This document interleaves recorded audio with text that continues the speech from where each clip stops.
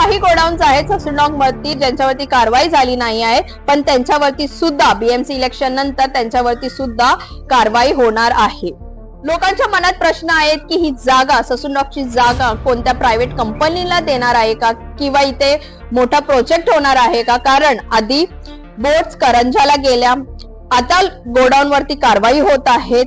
जर गोडाऊन बंद झाले तर लोडिंग, एक्सपोर्टिंग, फिशिंगचा जो प्रोसेस असतो तो बंद पडेल। लोक इथं काम करायला येणार नाहीत, लोक बाहेर काम शोधतील। काम बाहेर शोधले तर घरे रिकामे होतील। जसं धारावीच्या लोकांना मुलुंडला पाठवलं तसं इकडच्या स्लमला सुद्धा कुठे दुसरीकडे पाठवणार आहेत का? कारण लोक जर इकडे रोजगार त्यांना भेटत नाही आहे तर ते बाहेर जातील रोजगारासाठी आणि मग घरे इकडची रिकामी होतील।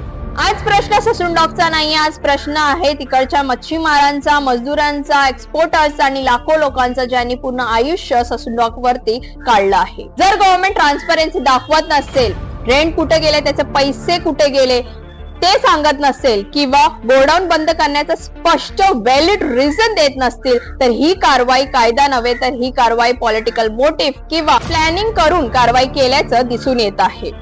तुम्हाला काय वाटतं की ही जी कारवाई आहे ती एक पॉलिटिकल मोटिव्हने केलेली कारवाई आहे की ही कारवाई योग्य आहे? तुम्ही आम्हाला कमेंट करून सांगा।